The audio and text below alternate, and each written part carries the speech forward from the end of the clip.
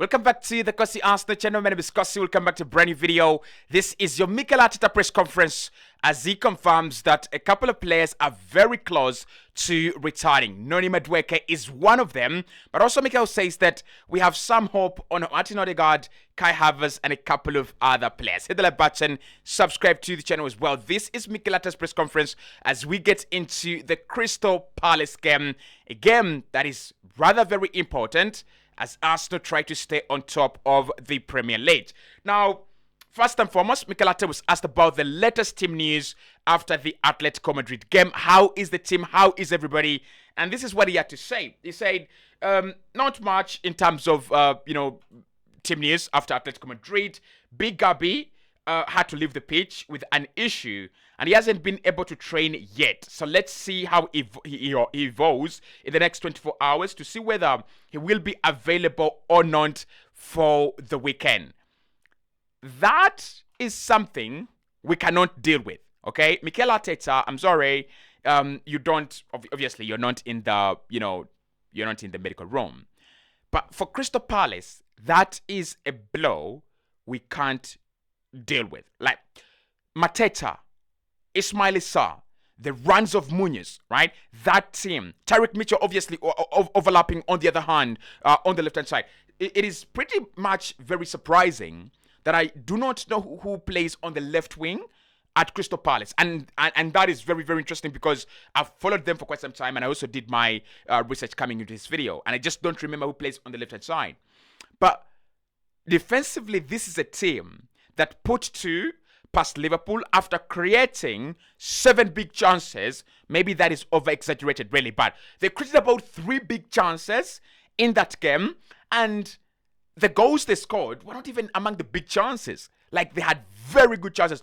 Alisson had to pull off 2 world-beater saves in order to keep Crystal Palace out. Actually, I think Alisson had 3 big saves in that game to keep Crystal Palace out and give Liverpool a chance to grab a point at the Selhurst.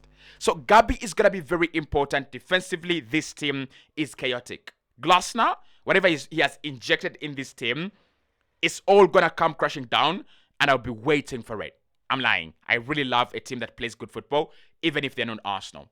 But also why I think Big Gabi is going to be very important in this game, it is set pieces. Crystal Palace is one of the teams that have got that ability to sit back in shape and just say, bring it on.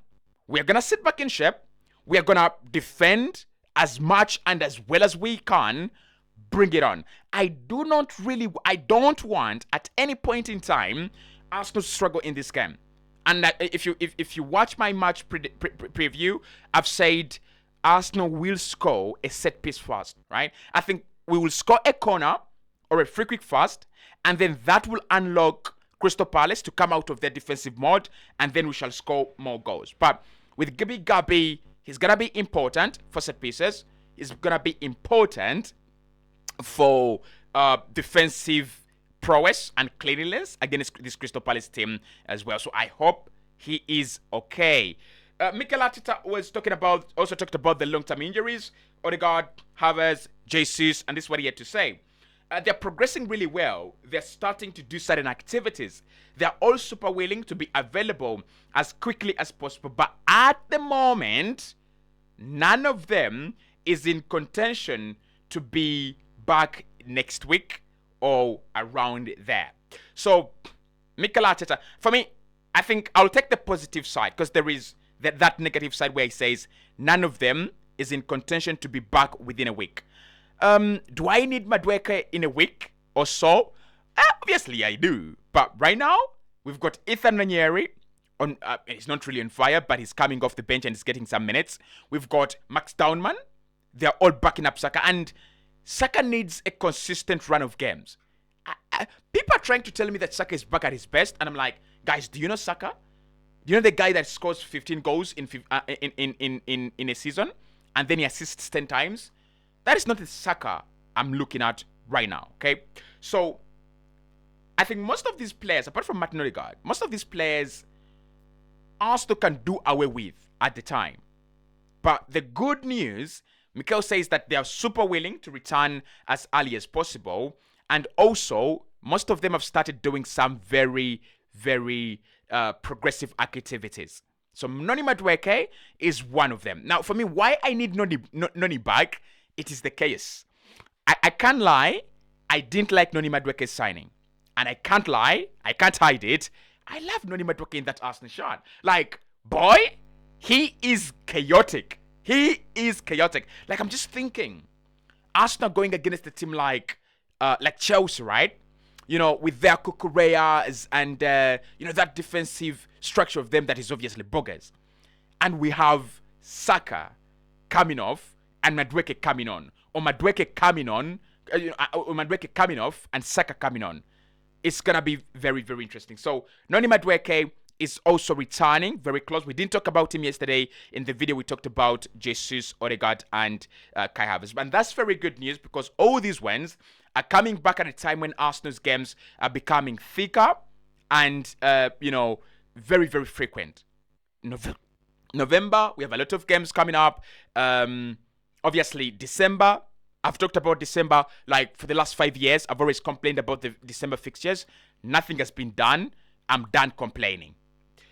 Mikel Arteta talked about the defensive record as well. Arsenal conceding just 3 goals in 12 games this season. We are yet to concede a goal in the Champions League. And we have played Atletico Madrid, and we have played Bilbao, and we have played Olympiacos. Olympiacos scored a goal against Barcelona away from home, despite the fact that they conceded 6 in return. They still scored. Mikel talked about the defensive record, and he said, we want these kind of records to stand. We've been having a lot of them. At the end, we wanted to bring the silverware and the trophies. But obviously, the more we can produce such magic, I think the closer we are getting to, we're going to be to achieving what we want to do. And that defensive record is very good. But we need to be consistent. It's only the start of the season. The aim is to continue improving things, which we can still do a lot to do better. Wow. Now, Mikel, you've conceded 3 goals in 12 games. And you still want to do better. Wow. I don't know what to say. Arsenal is the best team defensively in the world right now. We've got the best defensive record. Obviously, if you ask me which is the most informed team in Europe, Bayern Munich. Those guys. Vini Company needs to be investigated. He's feeding players on cocaine. I'm telling you. But it's a joke. But Arsenal defensively, someone needs to, these guys must be doping. Arsenal just don't concede. And of course, one of the reasons is we are always on the ball. We fight for the ball and we keep it very well with the likes of Zubimendi and Rice. But also, that defensive line, that back line, Timber, Calafiore, Gabriel and Saliba, with Mosquera in there and Lewis Kelly, that is formidable. So, if Mikel really wants to improve on this, I won't be surprised if Arsenal concede like 20 goals the whole season. And I'm going to, listen to me. If Arsenal concede less than 21 goals this season just in the Premier League, we are going to win the league with a difference of 12 points and above. That is my prediction. If Arsenal concede less than 21 goals, we are champions. Mikel Arteta talked about Eze as well, coming against Crystal Palace.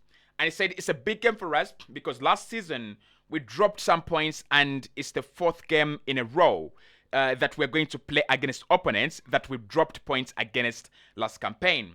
And this season, we've been able to beat them. So focus on that. We know for Eberechi, it's going to be a very, very special match for him with the history and what he did for Palace. But focus is on the team. Yeah, focus is on the team. Like, if you're Ebery Eze, it's emotional. Like, you're going against a team that you literally took to Europe last year. You're going against a team that you gave silverware. They had not won silverware, like any silverware or major silverware, in like 70 fucking years. Like, you're going against that team. You're going against the team that gave you shelter when Arsenal said you're not good enough. So it's going to be emotional. Let us celebrate that. I think Eze should celebrate that by scoring against Crystal Palace. I think nothing beats that. Score against Crystal Palace, and that is one way to tell them, I've moved on. Goodbye. Mikel also was talking about on if our previous games against Palace form part of the messaging in this game, right? Because Palace have always been quite complicated to beat for us. And he says, we want a very different outcome. Would be better to do things very, very differently than we did last year, especially in these fixtures. We know what Palace are doing, what Oliver Glasner is doing for the football club, and they are getting results. So it's going to be a really, really tough match. Mikel is a genius, honestly. Like, he's a genius. Honestly, if you want to approach Palace this campaign, look at what they're doing this campaign. I don't know, there is something about them that I just can't get my hands around. Honestly. And I love them for that. I really, really, really do. Mikel Arteta on the challenge of leaving players out of the team, given the strength of the squad. He says there are two sides to it. One, the emotional part and my attachment with the individual, with the person that I'm leaving out. And I would love to play them, and I would love to play all of them, okay? But the second one, obviously, without a question of doubt, I would rather have a situation like this than the situation we had in the last few years when at some point we were very, very short in numbers. So we've created a very strong environment, a really competitive and supportive environment that hopefully can challenge and be very competitive in every game. One of the changes that we have seen already at Arsenal has come in Gabriel Martinelli. Like, it's a good problem to have. Yes, it is very difficult and it's emotional to leave some of the players out on the bench. Let's say you play Eze and Noni is on the bench. You play Trossard and Martinelli is on the bench. You play Saliba and Mosquera, who is as good as hell, is on the bench. You play, you get the drill now, right? But it's a good problem to have. Because last season, I have never looked at an Arsenal bench that deficient. I have never looked at an Arsenal bench that dismal, that uninspiring. So this season, honestly, it's not my problem. It's Mikel Arteta's problem. I don't have a problem, honestly. Like, we even have some injured players, so Mikel Arteta should be ready. When Madueke, Odegaard, and Jesus return, right? And Kai Havertz, he's going to have a bigger problem of leaving players that he loves very much out. He talked about Mateta's form and how to stop Mateta. Do we have to stop Mateta? Do we really have to stop Mateta? I don't know. Let me know. Do we have to stop Mateta? But he says, first of all, it's what they do as a team. Their level of organization. They have a very, very clear intention of how they want to attack and which moment they use to attack and try the opponents. So stopping the source is probably the best way. Yeah, I've talked about this in the preview. Mateta is dangerous, right? But if you want to stop Mateta, you've got to stop Adam Watson. You've got to stop Tyreek Mitchell. You've got to stop Ismail Issa. You've got to stop Munoz. You've got to stop... Like, you just can't focus on Mateta and leave Tyreek Mitchell. And then you can't focus on Mateta and leave out McGahey because he pings those balls into the wide areas. So it is collective effort. You've got to stop the whole team. I agree with that. I agree with Mikel Arteta in that. On what the conversation with Victor Gyokeres was like after his 2 goals on Tuesday, I would really love to know what he said to Victor after scoring twice. And he said, we didn't need a conversation. He just needed a hug and just look at him and enjoy how happy he was after the game. I think we're all happy because he really deserves that. Yeah, he really does. He does a lot of things right, Victor Gyokeres. Okay. basically that is the biggest part. He's talked about the team news. He's talked about how to beat Crystal Palace. He's talked about the focus that we need, and he's talked about how deep our squad is. So, if you want more of that press conference, you can read it on the Arsenal website, and of course, you can also watch it on the Arsenal website. You don't need to pay. You don't need money. Just log into the Arsenal website, and you will be allowed. See you soon.